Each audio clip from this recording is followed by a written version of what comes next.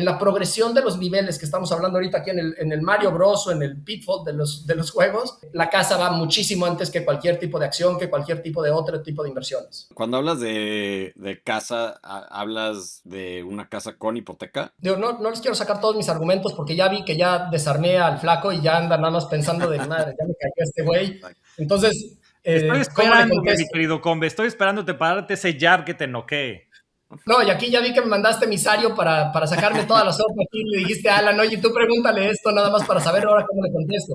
O sea, tienes que tener hipoteca para que se convierta en un ahorro forzado. Si tú le preguntas a la gran mayoría de la población cuál ha sido la mejor inversión que has hecho, te van a decir mi casa. Porque prácticamente todas las inversiones cuando te empieza a ir bien las vendes. Lo que tiene la casa es que tiene una belleza que te permite tener el compounding, que aunque sea más bajo el retorno que te dan otras cosas, te ata las manos para que no vayas a tener los problemas del comportamiento económico que tenemos y los sesgos que tenemos todo. Mi querido Combe, me estás decepcionando, güey. O sea, todo lo que has dicho es de saliva. Y el primer argumento que tengo en tu contra, mi querido Combe, es que esto no es la cotorriza, güey. O sea, ¿quién crees que nos escucha?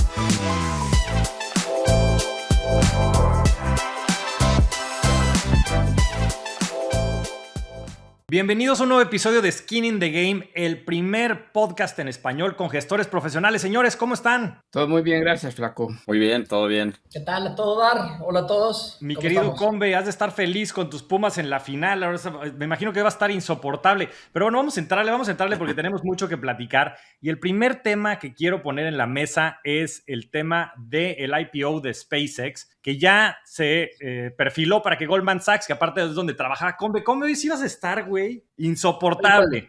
Hoy sí estoy en todo. Con mis Pumas en la final, Goldman en el IPO, estamos en todo. No, y aparte vamos a hablar de real estate. Va a ser el debate del siglo, entonces no se lo pierdan, de eso vamos a hablar hasta el final. Pero bueno, entremos al tema del IPO de SpaceX. Se perfila que va a salir el 11 de junio, que Goldman Sachs trae el lead. Y mi querido Alan Cassis, tú tienes acciones de SpaceX. Cuéntanos, ¿qué está pasando? Pues mira, ya viene el IPO, va a ser el 12 de junio. Alrededor del 12 de junio, y yo creo que pronto, probablemente hoy, salen los filings y la información de la compañía. Yo creo que va a ser un IPO muy interesante. A mí SpaceX me gusta mucho. Yo creo que podemos platicar al rato de la tesis y qué es lo que hace sentido para SpaceX. Pero yo creo que va a ser un IPO muy exitoso. Digo, como todo cuando hay este tipo de especulación y este tipo de personas que quieren entrar a cualquier costo, el float que va a haber en la compañía es bajísimo, esto crea escasez. Alan, mi recomendación, vende hasta la camisa en ese IPO, vende todo lo que puedas, salte corriendo, no sé cuánto hayas entrado, pero salte corriendo, pero 100 veces ventas, tiene que pasar todo perfecto para que te vaya semi bien o bien. Yo creo que es de los primeros síntomas o símbolos que empezamos a ver allá afuera de que las cosas se están sobrecalentando y de que empieza a haber este frenesí en donde no hay manera de justificar. O sea, con todo y que vi el análisis de Damodaran, de este profesor de NYU, donde trata de justificar la evaluación, él llega a 1.22 billones de análisis fundamental de cuánto debería de valer como la suma de las partes, pero echándole ganitas, o sea, echándole ganitas de que todo te va a ir muy bien y llega a 1.22, aquí estamos hablando que va a ser entre 1.75 y 2 trillones, no hay manera, vende todo lo que puedas, Alan, vete a celebrar porque seguramente traes ahí un big bagger en la bolsa y muchas felicidades por cualquier precio que hayas entrado antes. Yo coincido mucho en esta ocasión con el Combe. La suma de partes es interesante porque realmente los fundamentals que apoyan la evaluación están muy por debajo del precio de la evaluación. Nos estamos hablando de 825 billones por lo que es Starlink, Government y todo lo que es Falcon. Pero hay una evaluación muy inflada porque Grok pues es realmente un ancla, se está evaluando a los 250 a la que la evaluaron en febrero cuando hicieron el merger, no están evaluándole números reales. Y por otra parte, pues Starship pues es una opción de 170 billones de dólares que le están aumentando porque realmente no sabes si se va a dar el viaje a Marte, si van a tener las posibilidades de ejecución. La verdad es que esa empresa pues tiene revenues de 3.5 billones y pierde como 6.5. Entonces, no hay una base para justificar esa evaluación. Lo demás es que están inflando en 500 billones pues el costo de la escasez, lo que están viendo como FOMO, como ganas de entrarle a la colocación. Y entonces se quieren ir muy por arriba de esa evaluación de suma de partes de 1.25. ¿Qué es lo que vemos? Pues mira, lo que vemos es que además yo creo que Musk hizo una jugada genial. Creo que es el deal del año, cuando realmente le vendió a Anthropic la capacidad de cómputo en su Colossus One, porque ahí gana $5 billones de cash flow, pero lo más importante es que se coloca ahora ya como un hyperscaler y va a empezar a rentar capacidad de cómputo, que es el cuello de botella, y eso está presionando para que la evaluación se base en múltiplos, no de empresas espaciales, sino que se esté evaluando en múltiplos de Hyperlink. O sea, el truco es que están pasando de evaluaciones de 3 a 5 veces ventas a 10 veces ventas para arriba. Entonces, todo eso, pues no ha modificado la operación de la empresa, no hay ninguna novedad. Y estamos hablando entonces de una evaluación de suma de partes de 825 billones de dólares contra lo que están planteando, que puede ir de 1.4 hasta los 2 trillones que quiere la empresa. Vamos a ver si funcionan los amigos de Combe y pueden vender más ilusiones. Yo diría que va a ser un viaje muy rápido de Dickens a Balzac, o sea, de las grandes esperanzas a las ilusiones perdidas.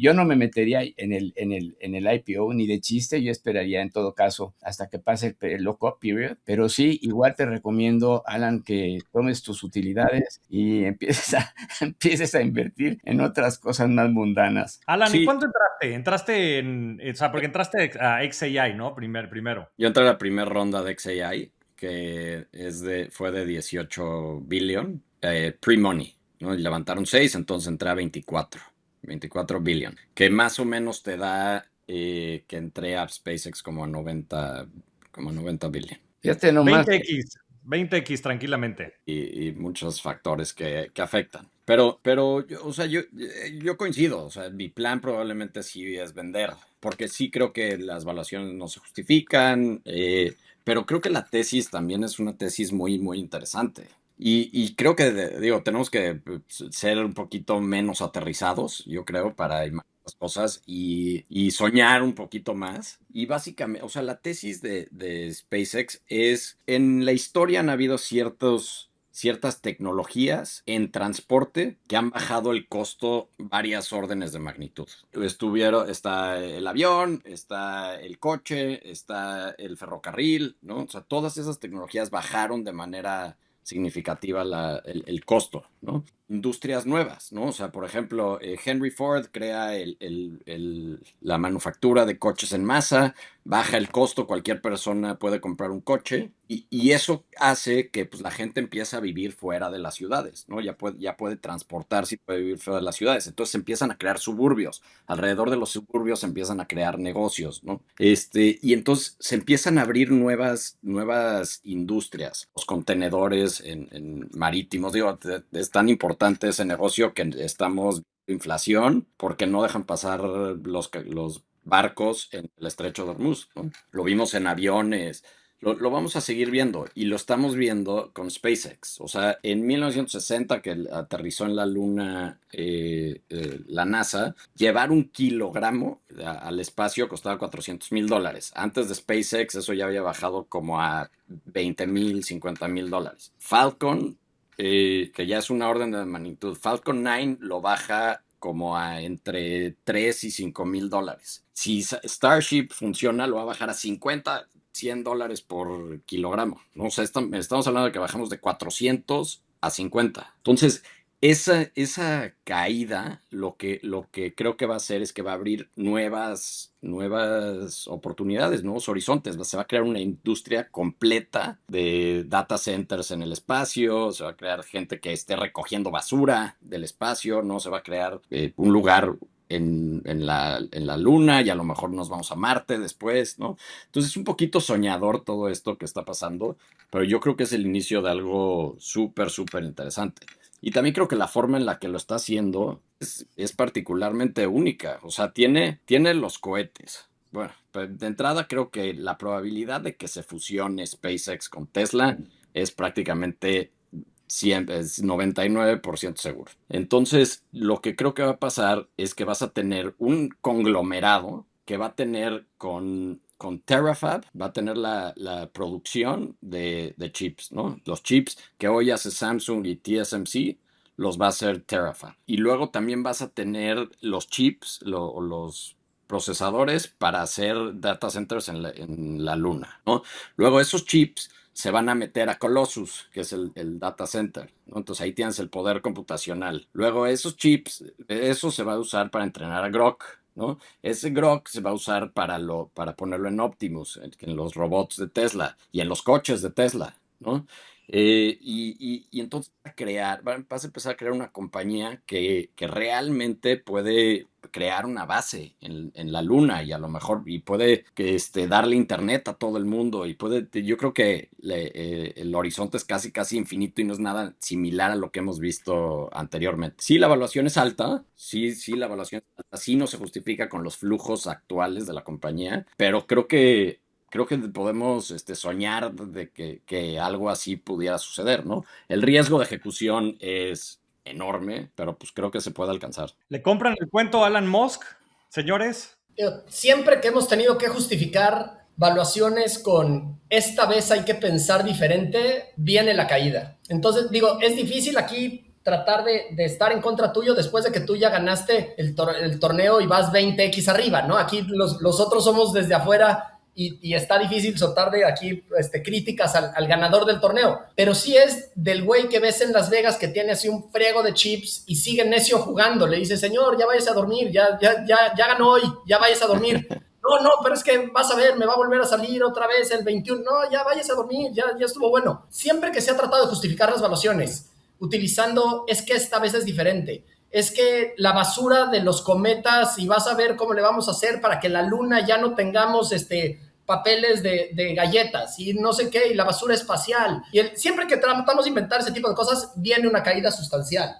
No hace ningún sentido, concentrémonos en basura de aquí de México y de la tierra, que hay suficiente, son negocios que te los van a vender a 4 y a 5 veces EBITDA, ni siquiera ventas, y está mucho mejor con cosas que tengan algo de fundamental. Cisco, cuando antes de la caída estaba creo que a 60 veces ventas, y luego se metió un golpe de 80% para abajo cuando fue el .com. Y en el .com, digo, a lo mejor ustedes no se acuerdan, pero Mike y yo seguramente sí, pero se inventaron todo tipo de métricas, no hacía ningún sentido. Entonces, para ver a cuánto iban a evaluar a pets.com, a brands.com y a todo esto, primero era clics. Cuando los clics ya no justificaban, ni los eyeballs no justificaban que era cuánta gente entraban a mi website, eran encuestas. Entonces, era mind of share de cuánta gente se acordaba de mi marca. Y salían esas encuestas y decían, no, es que pets.com se acuerda el 70% de la gente. Aunque no se estén metiendo, entonces la oportunidad es inmensa. Salte corriendo, Alan, mi humilde recomendación, y invítanos unos tacos porque te fue de poca madre. Yo le agregaría un comentario, porque yo creo que es importante lo que dices, Alan, de que tienen todo el stack ya, tienen su lanzador físico, tienen los chips, tienen el compute y desde luego los modelos y la distribución vía Starlink. Pero si de eso le quitas realmente lo que puede hacer a la empresa un coloso desde el punto de vista de la competencia con Google y quizás con Nvidia,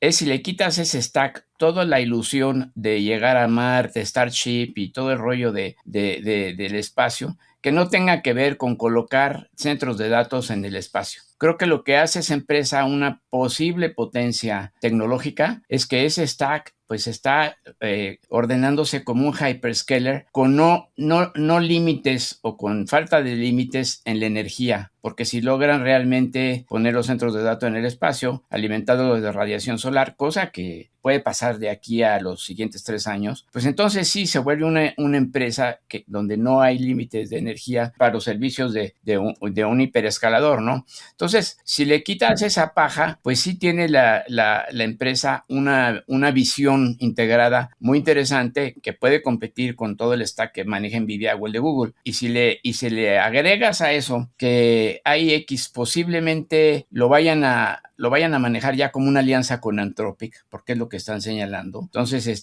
se van a quedar con Colossus 2 para seguir entrenando a AIX, pero ya tienen la alianza con Anthropic. Pues sí puede ser una potencia, pero todo el resto que se está pagando por todo lo que sea las aventuras a Marte, o sea, Starship, pues híjole, yo eso lo descontaba muy rápidamente. Y la otra es que lo que dice Conve tiene mucho sentido, es decir, estás pagando la ejecución perfecta. No, hay muchas cosas que van a pasar en el interim, y cuando hablamos de múltiplos de ventas tan grandes, ¿no?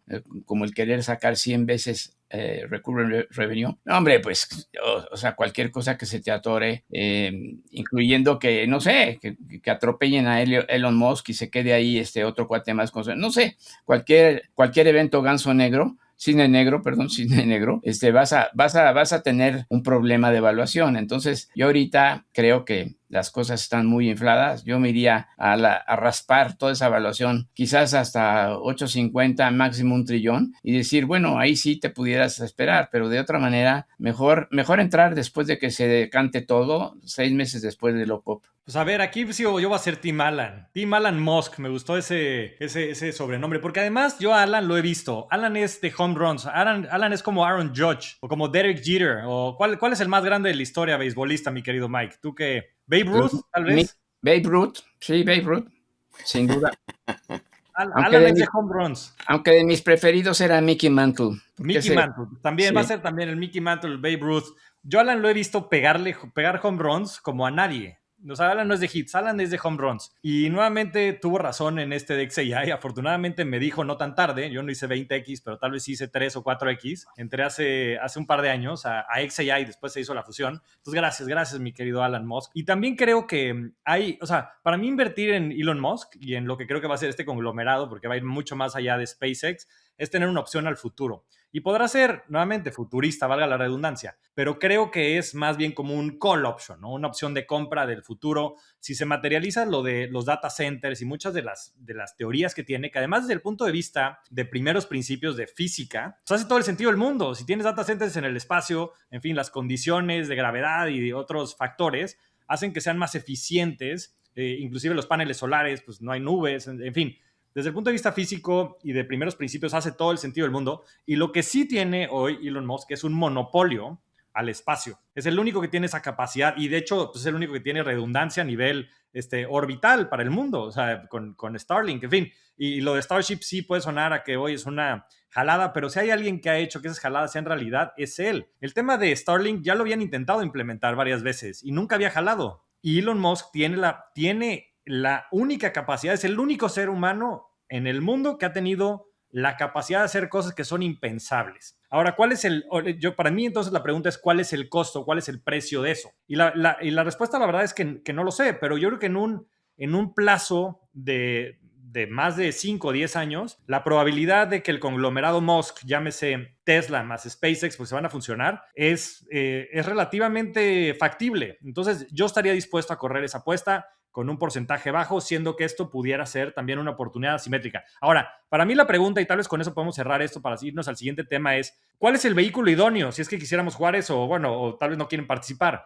Pero, o sea, ¿cuáles van a ser las implicaciones tal vez para Tesla? O sea, ahora que salga SpaceX, ¿qué va a pasar con Tesla? Si esto se va a fusionar, ¿a qué ratio se va a fusionar? ¿Cómo se ve eso? O sea, tal vez pues no sé si sea vender SpaceX o más bien vender Tesla. No, con eso cerramos, señores. ¿Qué opinan al respecto? Yo opino que eres muy romántico, que te tragaste Julio Verne de pe a pa. Realmente estamos hablando de precio real ahorita, en este momento. ¿Lo pagas o no lo pagas? Creo que es evidente que pagar ese precio es mucho. O sea, en el interim tú puedes invertir en otras empresas, pues quizás no tan romantizadas, quizás no con ese upside, pero tú vas haciendo interés compuesto o ganancias compuestas con otro tipo de empresas y no te tragas el culé. Está muy inflada, lo dicen hasta los niños de párvulos. Yo no, o sea, está infladísima la evaluación de entrada.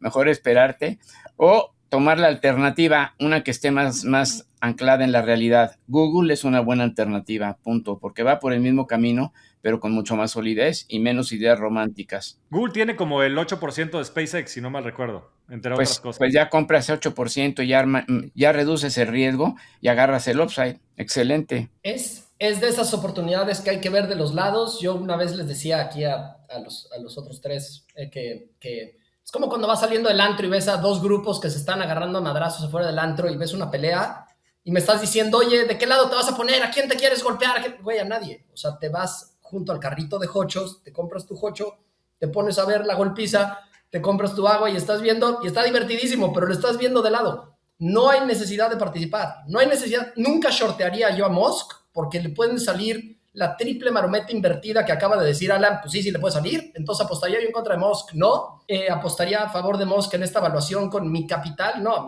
De nuevo, me voy al casino mejor si quiero hacer algo así.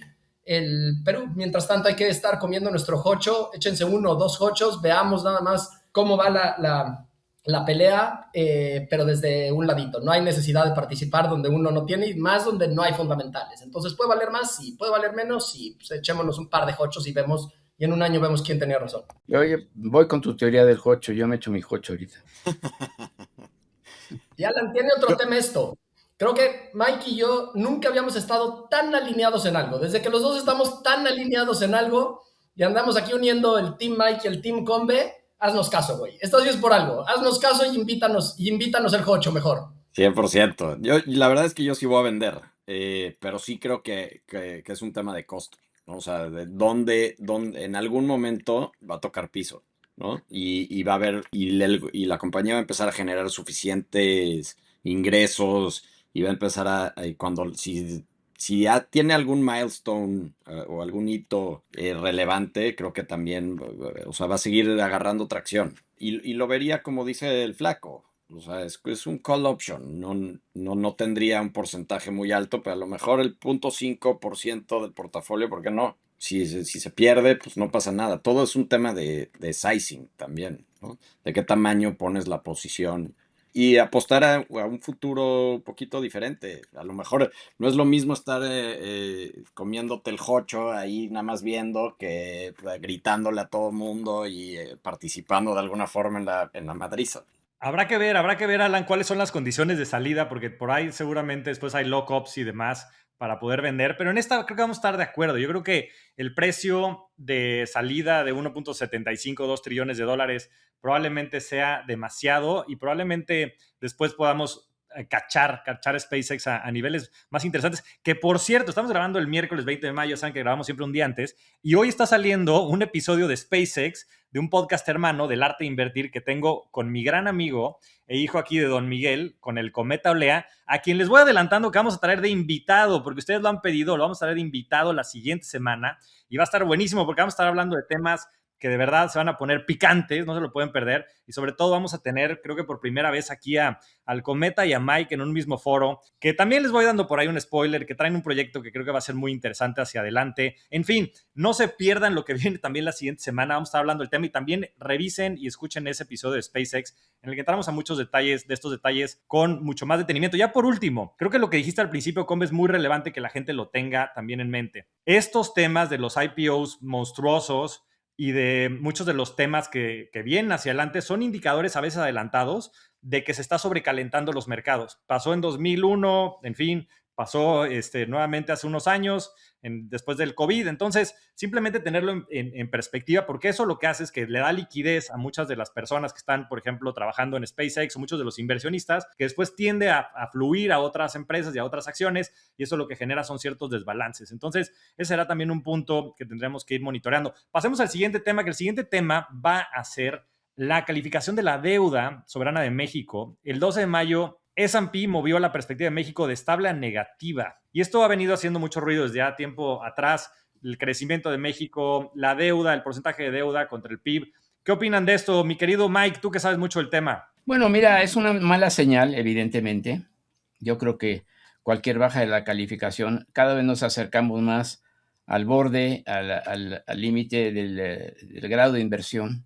Lo cual sería gravísimo perder el grado de inversión, porque lo que eso significaría sería que muchos fondos de pensión tienen que liquidar sus posiciones en México y no pueden tener sus inversiones aquí. Entonces la amenaza es muy grande. Ahorita está sostenida pues básicamente ya nomás por la calificación del Fitch y hay probabilidades de que sigan bajando esa calificación.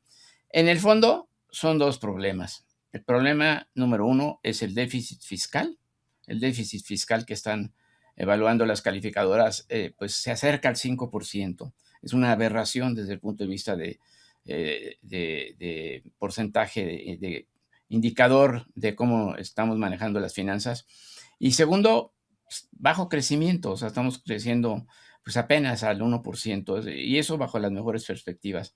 Entonces, yo veo la baja de la calificación, además, pues cuelga mucho de lo que está pasando con Pemex, pero yo veo la baja de la calificación como una nueva presión, una amenaza. Hablábamos de que México no tiene realmente problema de balanza de pagos, o sea, la balanza de pagos está ahorita bien, pero decíamos, hay que fijarse bien en qué va a pasar con las tasas de interés y qué va a pasar también con el TEMEC. Son las dos principales variables que pueden entrar en resonancia con esta baja de la calificación y meternos en un problema que ya no solamente se refiera al déficit fiscal, sino que nos puede meter en un problema también de manejo del tipo de cambio. Yo creo que hasta ahorita la balanza de pagos, está bien, parte nos ha ayudado mucho, que antes nada más 45% de las exportaciones entraban a Estados Unidos por el TEMEC, ahora es el 85%. O sea, se alinearon todos para cumplir las restricciones de valor agregado o las restricciones para entrar al TEMEC. Pero en esencia, la baja de la calificación sí también pone un riesgo muy serio en el costo del endeudamiento de México, porque si llegamos realmente a tener un problema de evaluación del riesgo cada vez más grande, del riesgo país, vamos a tener problemas para financiar el pago de intereses de la deuda externa, ¿no? Entonces, yo sí creo que hay que tomar nota. Hay estudios de corredurías, Banamex, muchos están suponiendo que va a seguir habiendo bajas, y yo lo que tendría como la principal conclusión de esto es, pues ahora sí que hay que revisar el déficit fiscal y hay que impulsar políticas de crecimiento, porque no vamos a llegar a ningún lado.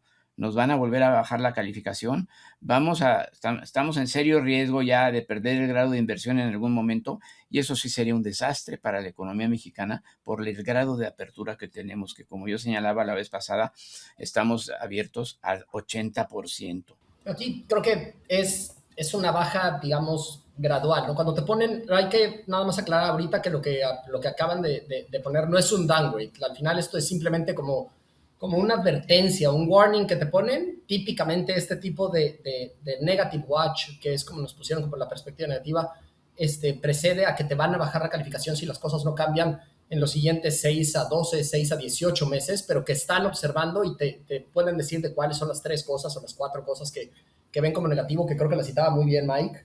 Creo que el déficit fiscal va a seguir, o sea, el déficit público que ahorita tenemos de cercano al 5%, ese va a seguir con el gasto que necesita el gobierno para todo lo que está haciendo para los programas sociales. Me parece que es muy, muy, muy difícil de que vayamos a tener que se recorte. De todas maneras, recordemos que México, si lo ves como apalancamiento, como porcentaje del PIB, somos un país que no estamos tan apalancados todavía. Estamos ligeramente arriba del 50%, lo cual es un país que no está tan apalancado. Pero a mí lo que más me preocupa es el crecimiento, porque puedes tener un país con apalancamiento siempre y cuando se esté utilizando este déficit para financiar cosas que van a ser para crecimiento. Pero si estás utilizando este déficit para regalar dinero o para pagar intereses de Pemex o para cualquier otra cosa que no es dinero productivo, entonces eventualmente el futuro te va a cachar, que creo que es ahorita la trayectoria en la que vamos y es lo que es lo más preocupante. Crecimiento económico en el país, vamos a estar abajo del 1%. Entonces, en un país que crece menos del 1%, más abajo de lo que crece la población, entonces en GDP per cápita estamos decreciendo. Y eso creo que es lo preocupante, porque el déficit se puede financiar si es temporal, si después van a venir incremento de GDP o de PIB, que después te podría también incrementar los impuestos. Pero la trayectoria de que el dinero que se tiene en el déficit fiscal se está utilizando para programas sociales y para dinero no productivo, aunado a las finanzas de cómo están de Pemex con el endeudamiento que tiene Pemex y el alza en las tasas de interés también, porque ahorita se lo subió las tasas de interés, entonces más del déficit o del dinero del gobierno se tiene que destinar al pago de intereses. El M-bono ya se nos fue casi a los 9.50. Entonces, cuando ves la combinación de todo, me parece que sí es un casi estrangulamiento a que más del dinero se va a tener que estar utilizando tanto para pago de intereses como para los programas sociales, los cuales no van a ayudar al crecimiento económico. El crecimiento económico yo creo que va a seguir en esto inferior al 1% y creo que es un deterioro gradual, pero esta advertencia sí nos mete en un camino que va a ser muy difícil salir. Entonces, no es algo inminente ni muy, muy rápido. O sea, en 3 meses no vamos a estar viendo aquí que perdimos el grado de inversión. Esto toma tiempo, pero sí empiezas a ver cómo el tren se está estampando, ves una pared y no hay manera de detenerlo. Estos trenes toman mucho tiempo en detenerse, toma mucho tiempo en hacer un cambio para que los efectos en el crecimiento económico se pudieran empezar a ver. Hablábamos la semana pasada de la importancia de tener más energía, de tener políticas que sean muchísimo más favorables para la inversión, atraer inversión extranjera, y no se dan en el corto plazo. Entonces, a mí me parece que esto sí es una alerta gravísima para mediados o finales del año que entra, en donde sí podríamos tener una pérdida del grado de inversión de las calificadoras. Recordemos que en Fitch estamos nada más un escalón arriba, en S&P y en Moody's todavía estamos 2 escalones arriba de perder el grado de inversión, pero ya no es mucho. Cuando estás en el negative watch, podríamos estar pisando este territorio tan complicado a finales del año que entra o principios del 28. Perdón, yo creo que el tema del crecimiento es el tema más relevante, ¿no? Y pues como hablábamos la semana pasada, que no sabemos si se va a dar, como que no pareciera. Este proceso de crear actividad económica es un proceso que toma tiempo, ¿no? Entonces tenemos que, como dice Conve, yo creo que tenemos que arreglar los problemas hoy, ¿no? No nos podemos esperar a que nos baje la calificación para luego ponernos a tomar decisiones, ¿no? Y esto tiene también implicaciones que también hablábamos la semana pasada, ¿no? O sea, en la medida en la que haya estas ventas forzadas de las que hablaba Mike, pues esos son pesos convirtiéndose de regreso a dólares o cualquier otra divisa donde estén los inversionistas, ¿no? Entonces también tiene un impacto en el tipo de cambio, la subida de tasas, que a lo mejor hablamos en el tema del real estate, ¿no? Pero en la medida en la que esto empieza a pasar, pues empieza a ver los inversionistas empiezan a requerir una tasa de interés más alta para el riesgo de invertir en un país que está en negative one, ya perdió el investment grade. Entonces, y la subida de tasas significa que tienes que pagar más intereses a la gente que te presta el dinero y entonces eso hace que el déficit fiscal sea peor, ¿no? Entonces se puede convertir en una bola de nieve que crece, crece, crece y se hace mucho peor muy, muy rápido. Fíjate que ayer, creo que fue ayer, sí, Pedro Aspe dio una conferencia en Boston. Digo Pedro Aspe porque es Pedro Aspe, hay un récord controvertido en su análisis económico, pero ayer dio una presentación y se concentró en 3 variables, ¿no? Dice, el problema de la economía mexicana, crecimiento, ¿no? Estamos, como dicen, la expectativa es crecer máximo un 1%. Falta de inversión privada y pública. Presenta unas gráficas donde la inversión privada y pública después de la recuperación del COVID, pues se caen. O sea, hay falta de inversión privada, hay falta de inversión pública y déficit fiscal, donde habla de lo que menciona Conve, que son los gastos sociales ya comprometidos, fijos, que pues están realmente quitando la capacidad de maniobra al gobierno para manejar su intervención en la economía, ¿no? Entonces, interesante porque realmente lo que todo el mundo está viendo es, oye, el crecimiento lo tenemos que cifrar en un crecimiento de la inversión pública sana, no proyectos que no tienen ningún futuro, y de la inversión privada. O sea, hay que estimular esas 2 variables, la inversión y todo eso, pues tiene que ser la componente principal del crecimiento. Ya no creamos que el consumo, que el cambio neto en inventarios nos van a salvar, que la balanza de pagos nos va a salvar, aunque está siendo un contribuyente muy importante. Pero para evitar esa baja a la calificación, lo único que podemos hacer es incrementar la inversión pública y privada. Esa es la variable básica para restablecer el crecimiento. Y con esto que dicen, en fin, ¿hay salida o no? O sea, ¿cuál es la perspectiva desde su punto de vista? Digo, sabemos cuál es también la postura de la administración actual, pero pareciera que es como crónica de una muerte anunciada, ¿no? ¿O ustedes creen que hay alguna salida de esto? Pues mira, la administración actual ha tenido la presidenta con diversas reuniones con sus allegados, y este grupo que ha creado para fomentar la inversión en México. Esto esto es como la tercera ley de Newton. A toda acción corresponde una reacción igual y en sentido inverso. Es la tercera ley de Newton aplicada a la política. O sea, ¿por qué están tan preocupados reuniéndose para estimular la inversión? Porque están viendo que este es el driver número uno para salir del agujero. Entonces necesitan reactivar la inversión a como dé lugar. El sector privado, pues, ha tenido un compartimiento escéptico. No hay realmente los mayores, yo no diría incentivos, sino el contexto por toda la situación política del país. No se está dando el contexto para promover un flujo de inversiones creciente. Hay que solucionar muchos problemas. Y es tarea de México, no es de Estados Unidos, ni del mundo, ni que nos vengan y nos digan, es tarea de México. Tenemos que restablecer las condiciones propias para una economía que satisfaga las aspiraciones de crecimiento y de desarrollo. Yo creo aquí que desafortunadamente es muy difícil la salida, porque la salida, el atraer inversión es algo que se haga de la noche a la mañana. Puedes meter estímulos fiscales, los cuales te pondrían también con algún otro problema en cuanto al déficit, pero el atraer inversión es algo que es mediante otorgar confianza, mediante otorgar certidumbre, mediante los mensajes que estás mandando. Yo creo que va a ser muy, muy, muy difícil. He estado en algunas de estas reuniones junto con el gobierno. Yo creo que voluntad hay. Saben y están preocupados De acuerdo. de que hace falta esta inversión están siendo infinitamente más vocales y tratando de meter dentro de las conversaciones a la iniciativa privada. De nuevo, estoy en algunos de esos capítulos junto con el gobierno. Entonces, ni siquiera es de falta de voluntad de ellos. Me parece que simplemente ha sido tan gradual este deterioro que ha habido en cuanto a la confianza de los diferentes inversionistas, tanto domésticos como internacionales, lo cual vuelve muy difícil cambiarlo. Esto no es una falta de voluntad y por eso desafortunadamente yo creo que sí estamos hablando de crónica de una muerte anunciada, pero ni siquiera es muerte de que de repente viene el golpe, sino que es un deterioro y una caída gradual,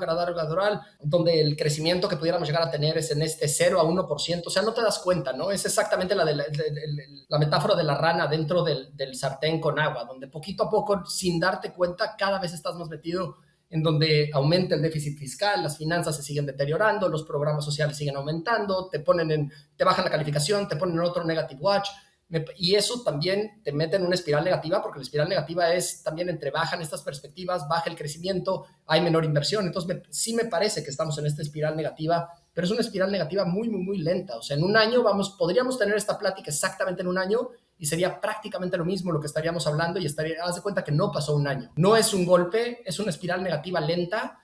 Pudiera haber factores externos como una crisis o una recesión en Estados Unidos, o si nos bajan la calificación, sí pudiera haber, pero me parece que eso no se da por lo menos en los siguientes 12 meses, sino que simplemente es este deterioro y esta escalera donde vamos bajando muy, muy, muy lento. Pero ¿cómo no, o sea, cómo no nos pudimos haber dado cuenta? O sea, llevamos en este proceso pues, desde el sexenio pasado, ¿no? Y luego viene la nueva administración y pues es más de lo mismo, ¿no? O sea, yo creo que oportunidades siguen habiendo demasiadas o sea, nosotros nos estamos dando cuenta hoy, asumamos que nosotros nos damos cuenta hoy. ¿Nadie más se ha dado cuenta? O sea, ¿dónde están todos estos programas, estos cambios que se tienen que hacer? Ese es a mí lo que me preocupa. O sea, si nos podemos dar cuenta hoy, está bien. No sabíamos, vivíamos en la ignorancia y nos dimos cuenta hoy. ¿Y qué estamos haciendo hoy? No sé, yo digo, yo estoy muy lejos de estar en todas estas conversaciones, pero yo no entiendo, a mí no me queda claro que estas cosas estén pasando. Estamos pasando más bien por un medio circo, que es lo que yo veo de fuera, muy complicado. Muy complicado en temas políticos, en mi opinión. Entonces yo no sé cómo nadie se ha dado cuenta. No, pues sí se dan cuenta. Lo que sucede es que sí estamos viviendo una transición, digamos, muy complicada. Y yo creo que una de las salidas, pues sería activar rápidamente el TMC y el nearshoring. Y una de las salidas puede ser que parte de lo que no se está dando en inversión, pues se logre vía la balanza de pagos de nuevo, ¿no? O sea, diversificar las exportaciones a otros lados y aprovechar el nearshoring para tener esa componente del PIB que permita crecer, que permita también crecer el empleo. Y es una salida, digamos, mucho más rápida que incentivar la inversión, porque está descansando mucho en inversión externa que viene aunada a inversión doméstica, pero que puede generar rápidamente pues una mayor densidad a la balanza de pagos y activar el modelo exportador, que para eso necesitamos también rectificar un poco la política cambiaria y hacer un poco el tipo de cambio más favorable al sector exportador. Eso es la salida de corto plazo, yo diría, la salida que puede darnos el amortiguador en términos de bajas de calificación y baja de inversión. Y después, pues ya viene la cuestión de la inversión privada y pública, ¿no? La construcción residencial, la inversión privada doméstica bruta de los negocios. O sea, ya es una componente que va a tomar más plazo, ¿no? Yo así es como la veo, ¿no? Corto plazo, activa todo esto, algunas rectificaciones. Acuérdense que la brecha de divisas, exportaciones menos importaciones monetariamente, siempre es igual expuesta a la brecha ahorro-inversión. Entonces, aquí tenemos un problema de inversión, también necesitamos activar el ahorro doméstico, pero todo eso en el corto plazo, se reduce a que activemos de alguna manera las posibilidades. Yo no le llamo nearshoring, yo le llamo de integración regional, para que podamos realmente ampliar la capacidad de la planta productiva en el norte, a exportar a Estados Unidos y activar el crecimiento, llevarnos a niveles de 2, 2.5. Y lo demás, pues activar la inversión privada, la inversión pública en proyectos rentables. Yo creo que lo que tiene que hacer el gobierno, mi querido Mike, es llamarte para que seas su asesor económico y los ayudes aquí a corregir un poco más el rumbo. Y me da mucho gusto que aparte pues, conoces el sector, estuviste ya hace algunas décadas por allá, entiendes yo creo que muy bien la problemática. Ojalá que se pueda dar algo, como dice Alan, a mí honestamente también me sorprende mucho, porque esto viene siendo de manera gradual, como lo decía Combe, y creo que probablemente nada pare este tren. Ahora, con esto dicho, con la manera que me gustaría cerrar esta parte de la conversación es que cada uno de ustedes me diga el nivel del PIB, o sea, crecimiento de PIB o decrecimiento, el tipo de cambio y la tasa de interés finales del 2027. Combe, empiezas tú. 27 es mucho. ¿Por qué no lo hacemos 26 y así le metemos una apuestita y invitamos algo? ¿Por qué no hacemos nuestra primera ronda de skin in the game? Apuesta es muy feo el nombre, pero ¿por qué no llamamos una encuesta con skin in the game? Venga, es que encuesta skin in the game. Venga, finales del 2026. Una comida. Una comidita, ¿sabes qué estaría bueno? Sí, una comidita, una taquiza. O también podemos ir al estadio. Tú que eres fan de los Pumas, nos vamos para allá, mi querido Combe. Con toda tu banda que tiene tarjetas de Electra y con toda la banda Puma. No te puedo llevar porque si eres americanista y la gente sabe que eres americanista, nos va a llover cerveza o cerveza caliente, como se diría, y la neta prefiero sentarme lejos de ti. Bueno, pero, oye, Combe, a los Pumas, yo me declaro como Puma. Yo me declaro como Puma. Yo tengo una hija veterinaria que es ultra Puma, se llama Camila. En todo lo que sea Puma, aquí en la casa nos ilusiona. Somos casa Puma. Bueno, pues ya vamos a ver al América Pumas, mi querido Combe, y lo vemos en el Azteca, en el Azteca, ¿qué va Norte ni qué chingados? Al Estadio Azteca. Oigan, más divertido. En vez de ir al estadio, ¿por qué no el que no le atine, el que esté más lejos de los indicadores, taquiza, y invitamos a 10 o 20 personas que nos están escuchando? Pues invitemos mejor a 50, porque este show trae una audiencia de más de 10,000, mi querido Combe, a la semana. Órale. ¿Te late 50 personas? Posada navideña. Venga, cerrado, posada navideña. Órale. Entonces, tipo de cambio 17.80 esto es el 30 de noviembre del 2026, ¿ok?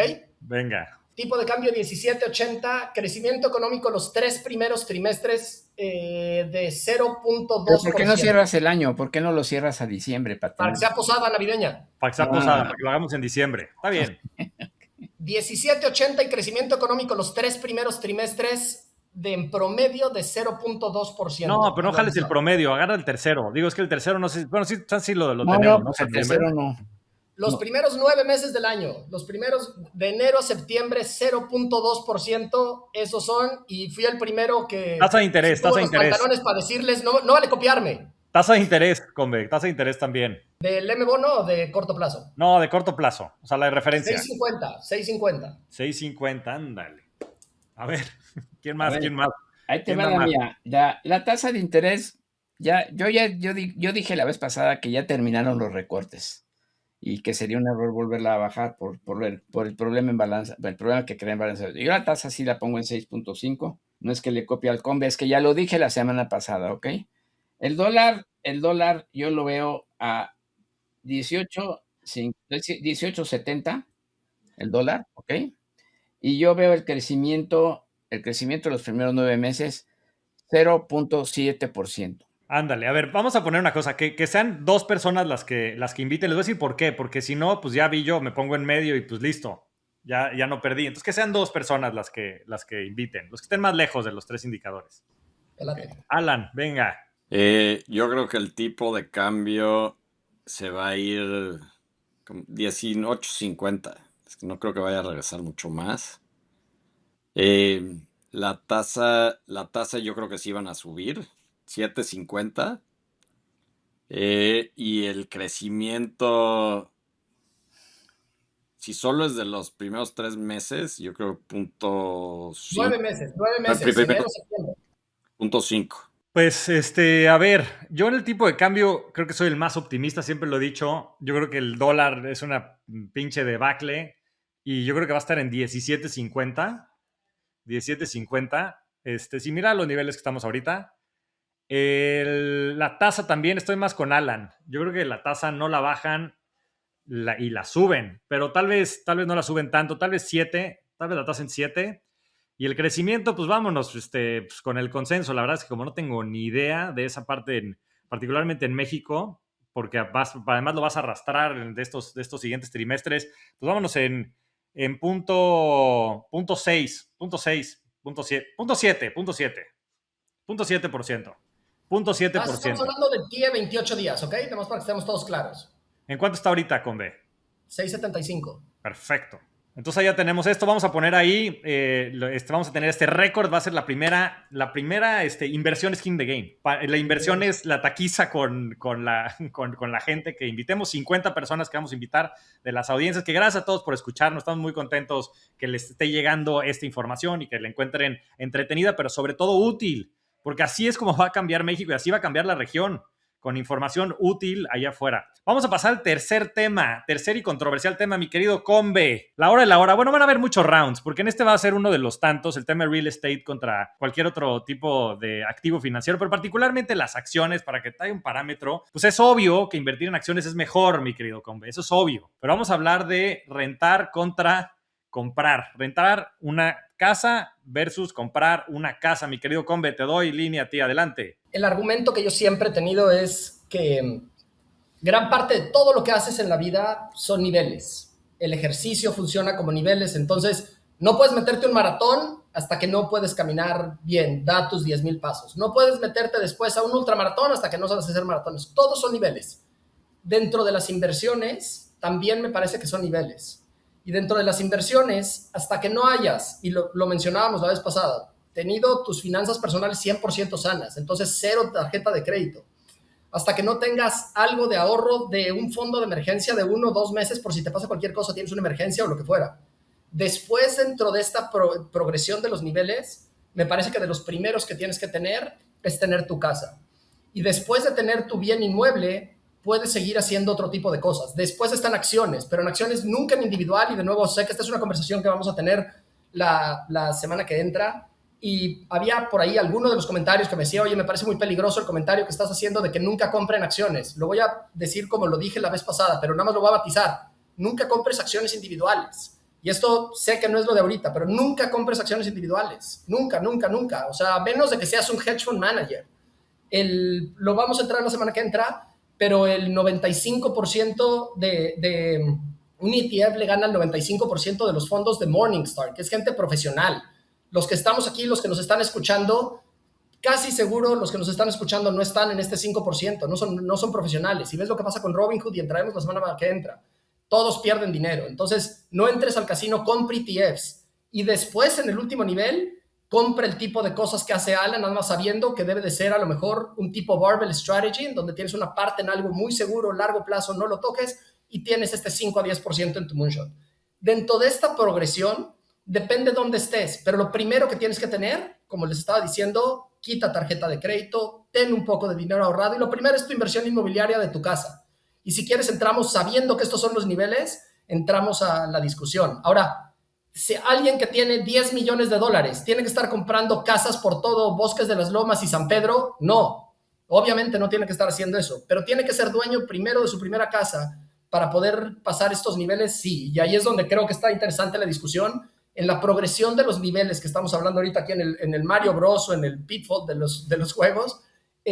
La casa va muchísimo antes que cualquier tipo de acción, que cualquier tipo de otro tipo de inversiones. Cuando hablas de casa, ¿hablas de una casa con hipoteca? Sí, muy buen punto, Alan. Y aquí, no les quiero sacar todos mis argumentos porque ya vi que ya desarmé al flaco y ya anda nada más pensando de madre, ya me cayó este güey.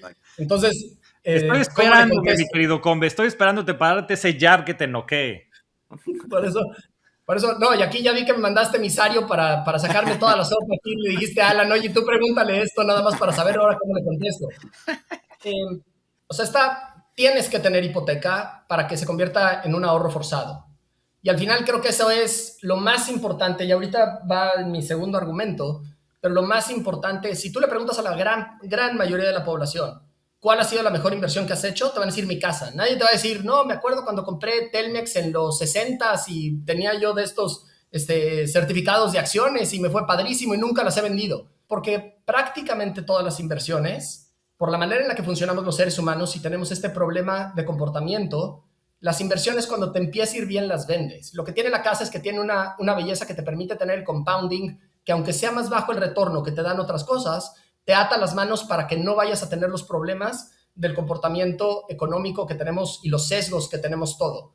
Prácticamente todos tomamos utilidades demasiado pronto, nos dejamos correr las pérdidas porque tenemos un problema de lock-in en donde si compré una acción en $80 y baja 70, digo, no, cuando suben 80 y eso nos pone un techo para nunca tomar pérdidas, entonces tomamos utilidades muy pronto, no tomamos pérdidas muy pronto, y la casa lo que te permite es hacer un compounding de mediano y de largo plazo, y lo que te permite la hipoteca es tener un ahorro forzado. Y ahorita entramos, si quieres, a los números y ahí podemos discutir de los números que seguramente el flaco me va a decir de que hizo el otro día un Excel y que en el Excel salió no sé qué, y con gusto entramos al Excel y a los cap rates y al costo de la deuda. Mi querido Combe, me estás decepcionando, güey. O sea, todo lo que has dicho es de saliva. Y el primer argumento que tengo en tu contra, mi querido Combe, es que esto no es la cotorriza, güey. O sea, ¿quién crees que nos escucha?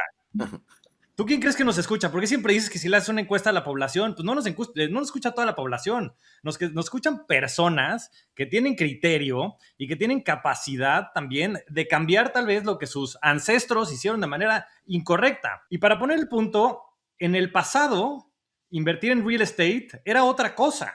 Era otra cosa. Es más, te generaba unos retornos espectaculares. Ahora, como hay tanta disponibilidad y tanto acceso, es muy fácil tener eso y por eso se han comprimido mucho de los retornos.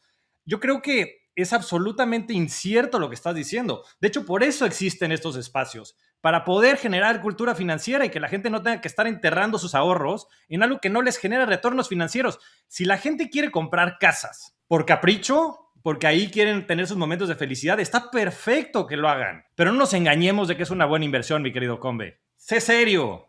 Vamos a ponernos serio y perdón si vamos para que a mis amigos de la cotorriza, por favor, aquí a todos, mi audiencia de la cotorriza, háganme caso a mí, por favor. Si le hacen caso aquí al flaco que el otro día abrió Excel y hizo su modelito nada más y cree que sale mejor.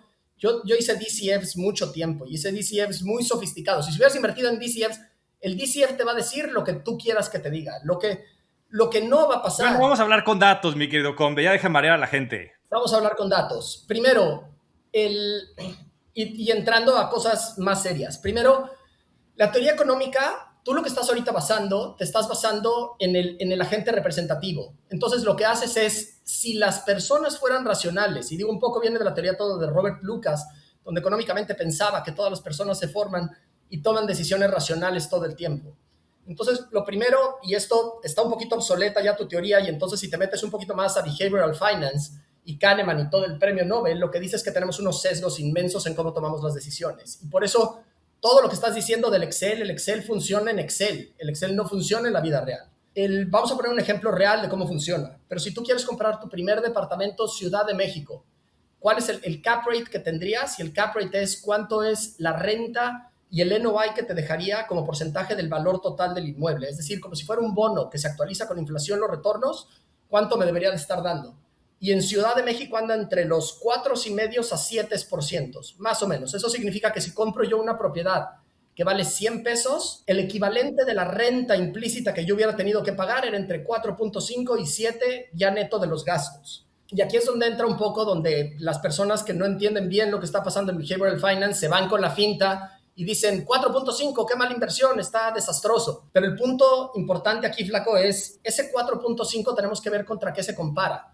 Al final, yo tomo una hipoteca, más o menos los CATs en México, del costo, el CAT es costo anual total, de lo que me cobraría un banco cuando metes todos los costos, y aquí es bien importante a la gente que lo que se tienen que fijar es en el CAT, no se tienen que fijar en la tasa, porque el CAT es el que trae cualquier costo escondido que te quiera poner el banco. Digamos que los CATs ahorita están entre el 10 y el 11%. El M-Bono en México está en 9.5%. ¿Tú le prestarías a una persona que no conoces a 10 o a 20 años con un spread sobre el soberano de 50 basis points o 100 basis points? No. Son extremadamente competitivas las tasas. El problema que tenemos en México es que las tasas de largo plazo del M-Bono son altísimas. En México tenemos con mucha pendiente y tenemos también tasas del soberano que son altísimas a comparación de lo demás. Entonces, ¿por qué no tenemos los 4% a los que les financian en Estados Unidos? Porque el soberano y el spread que tenemos en México es extremadamente alto cuando lo comparas contra Estados Unidos. Entonces, eso no lo vamos a cambiar. Los bancos en este producto son extremadamente competitivos. Si me financio entre el 10 y el 11, lo que cualquier persona de tu análisis de Excel estarías diciendo es, estás invirtiendo en un activo que te deja el 4.5 a 7% y estás tomando deuda al 10 o al 11%, no es accretive la deuda, ¿correcto? Correcto. Lo que se te olvida en esto es que para poder hacer ese análisis, y vamos aquí a poner las dos alternativas, yo rento y pago el 5%, yo compro y pago el 10%. Lo que estamos asumiendo aquí, y estoy asumiendo ahorita, estoy quitando el efecto de la apreciación, que debería de ser cuando menos la inflación, que es un 3.5 a 4%. Entonces, si le pongo el efecto de la apreciación, debería de ser 5 más 4%, 9 contra 10. Entonces, realmente estamos hablando de un punto de diferencia entre el endeudamiento contra la renta. El problema aquí, Flaco, es esos 100 basis points. Para que tu Excel funcione, lo que tú estás diciendo es, yo rento al 5 o 6% en vez del 10%, y esos 5 puntos que me estoy ahorrando los tengo que llevar a ahorro y los tengo que llevar a inversión. Y el gran problema, y aquí es donde está el hueco o el problema de tu argumento, y de nuevo, por estar simplemente operando en Excel y no salir tantito a la calle a platicar con nuestros amigos y pensar que todas las personas son... Voy a ir a hacer contigo, mi combe. Voy a la final contigo. ¡Vamos, Pumas! ¡Vamos, Pumas! Pero sal a la calle y platica con la gente. Platica con los que rentan y pregúntales cuántas veces han hecho el platico spread. Con las personas que nos escuchan, mi combe. No platico con los otros 100 millones de personas. Pregúntale cuántas de esas personas que nos escuchan han hecho este spread entre el 5, y estoy quitándolo de la inflación porque eso no se ve, es flujo. ¿Cuántas personas han hecho el spread entre el 5 contra el costo de oportunidad de un implícito del 10 y están diciendo, ¿sabes qué? Flaco, muchas gracias por tu recomendación, ha sido brillante. Estoy pagando la renta y ese dinero que me estoy ahorrando entre mi hipoteca y mi renta, gracias a ti lo estoy ahorrando todos los meses y entonces ahora estoy construyendo un portafolio. El 99% de las personas, incluyendo los que nos están escuchando, ese dinero, ¿sabes a dónde se va? A tenis, a boletos del mundial, a viajes a no sé dónde. Y entonces aquí la diferencia de lo que estamos haciendo, dado el Behavioral Finance, y luego te voy a mandar ahí unos libritos para que veas un poco los sesgos que hay de las personas, pero dados estos sesgos que tenemos, dentro de la prelación de los gastos termina estando renta, porque la tengo que pagar porque si no me sacan a patadas, y todo lo demás se va a ir a gasto. Y al final la gente termina rentando, gastándose absolutamente todo lo demás, y termina sin propiedad y simplemente con una renta. Y el problema que tenemos de la gentrificación en todas partes, la gentrificación pega y se da cuando no eres dueño del inmueble. Si yo soy dueño del inmueble en una zona que se está gentrificando y se multiplica por 3 el valor de los inmuebles, está increíble porque ahora soy dueño de algo que vale 3 veces más. El problema de la gentrificación es cuando se tienen este tipo de decisiones de corto plazo, como el análisis de Excel que ahorita tú estás hablando, porque entonces me quedo en el peor de los dos escenarios. Me quedo rentando simplemente, no ahorré, me gasté absolutamente todo, y cuando me duplican o me triplican la renta, estoy en el peor de los dos escenarios porque no pude ahorrar y no pude comprar. O peor aún, si todavía lo que ahorré de estos 3 puntos que me estoy ahorrando yo de la renta contra la hipoteca, lo invierto en acciones individuales, más de un 99% de las personas terminan estando por debajo de los índices y lo perdí en el casino, que es el mercado bursátil, y me quedé sin dinero por estar en el mercado bursátil en acciones individuales, pagando una renta que se me está duplicando y triplicando, o me lo gasté absolutamente todo. Las hipotecas son el mejor ahorro forzado porque dentro de la prelación de gastos que vamos a tener, en vez de renta ahora es una hipoteca, y cuando no te diste cuenta, ya la terminaste de pagar. Entonces, de nuevo, por lo menos para el nivel, y no sé si le quieren llamar de cotorriza o de lo que sea, pero Team Combe somos todos de este nivel. Entonces, yo así compré mi casa, así me he hecho de bienes, y no me importa, no estoy esperando si me van a subir o no me van a subir la renta, ni vivo yo con preocupación de si me van a subir o no la renta. Soy dueño de mi casa y fue un ahorro que no me costó trabajo. Entonces, mi querido Combe, o sea, qué extraordinaria manera de tener un debate. O sea, me diste la razón, no hay nada que debatir. El único problema es que creo que no estamos hablando a las mismas personas, mi querido Combe. Tú estás hablando de personas que no tienen capacidad de ahorro, que no tienen ahorro disponible, que no tienen cultura financiera, que no tienen educación financiera, y yo estoy hablando de personas que sí tienen ahorro disponible, que sí tienen cultura financiera y que están trabajando, justamente por eso nos escuchan, para ser más cultos en materia financiera. Por eso justamente nos escuchan. La demás banda escucha la cotorriza, que les mandamos un fuerte abrazo por ahí también si nos escuchan. Son tremendamente exitosos, ¿no? Y seguramente estarán ahí también contigo. Bueno, yo voy a ir contigo al estadio, sí me interesa, aunque me avienten agua de riñón, mi querido Combe.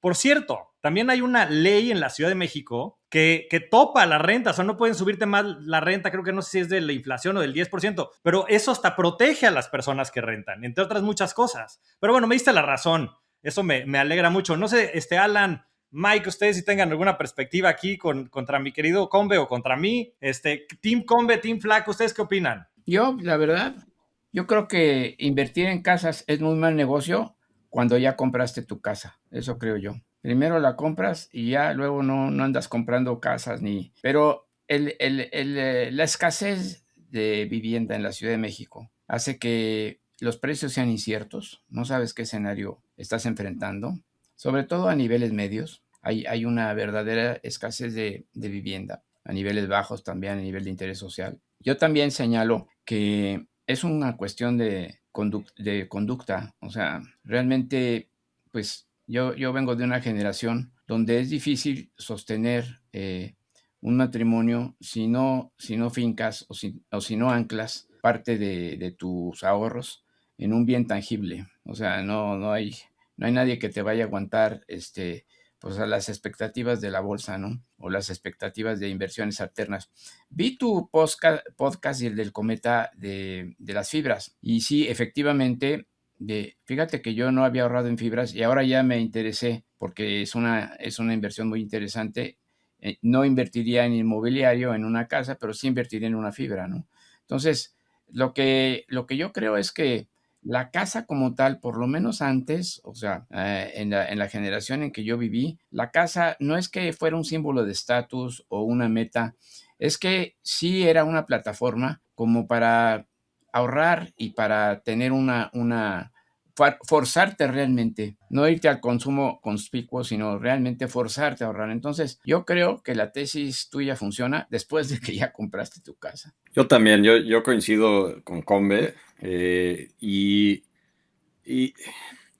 creo que lo que te da también creo que hay muchos intangibles que tiene el hecho de comprar una casa. El uno creo que es el ahorro forzado, creo que sí es muy importante, porque la gran mayoría, yo incluido, me gastaría esa lana o la invertiría en una cosa muchísimo más volátil si no tuviera que pagarla. Pues para ti, Alan, para el Flaco tú eres prole, güey. O sea, todos los que hacemos eso somos prole. Eres prole, mi querido Alan. Ahora sí que ni cómo ayudarte, hermano. ¿Tendrías un yate? Exacto. Pero luego también creo que hay unos intangibles que yo creo que Combe hizo alusión a ellos. El sentimiento de ir, comprar tu casa, tenerla, es uno de los logros más importantes de la vida de una persona. Y también el cambio, creo que mental que te hace eso. O sea, estar endeudado por un periodo de tiempo muy largo, con un banco que si no te quita tu casa, ¿no? te empieza yo creo que a hacer unos cambios muy sutiles en el cerebro de lo que tienes que hacer y como que te da un drive adicional como para proteger lo que tienes, que siento que es algo muy casi animal, como un instintivo, un instinto animal. Matemáticamente a lo mejor no da, pero yo creo que sí hay estos efectos de volatilidad y estos intangibles que creo que hacen muchísima diferencia. Ahora, a ver, todos esos argumentos me parecen honestamente buenos desde una perspectiva personal. O sea, yo creo que el poder tener un lugar en donde construyas momentos de riqueza, mucho más allá del tema financiero, es extraordinario.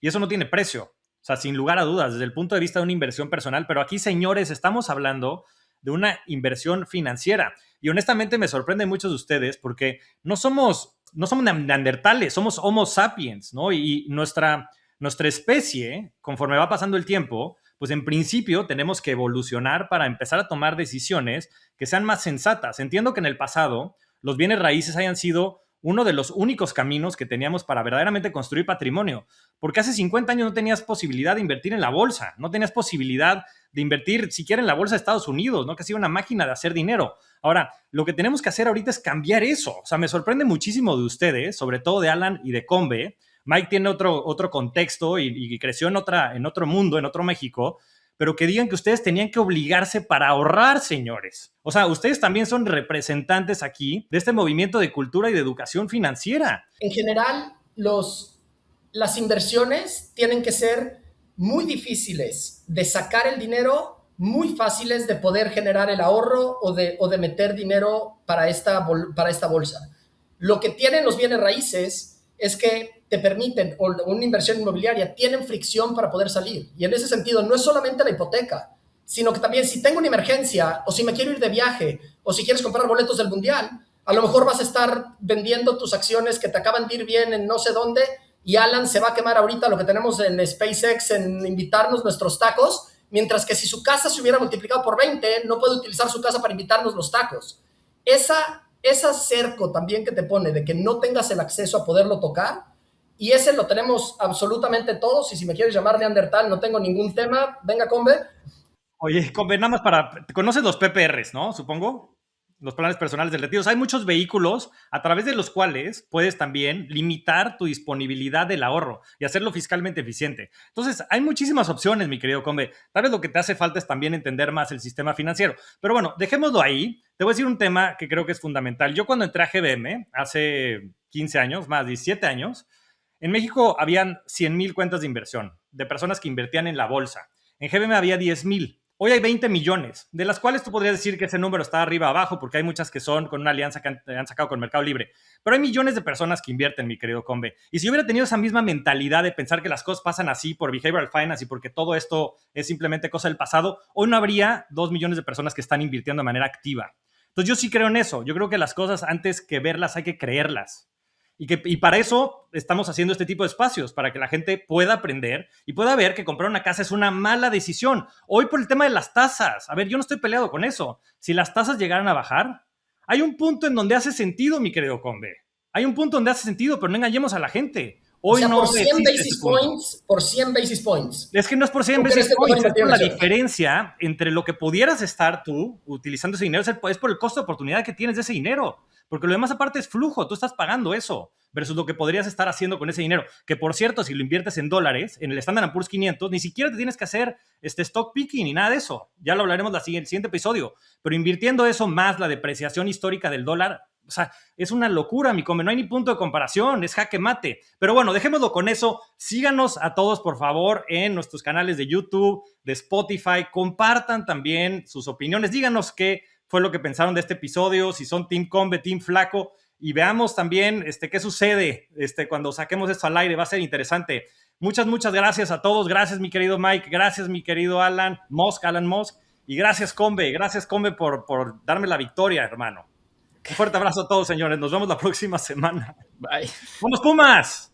La información de este podcast no es una recomendación de inversión. Las opiniones expresadas son personales y no representan a las firmas o instituciones con las que los hosts mantienen relación profesional, ni constituye una asesoría de ningún tipo. Las decisiones basadas en este contenido son responsabilidad exclusiva del oyente.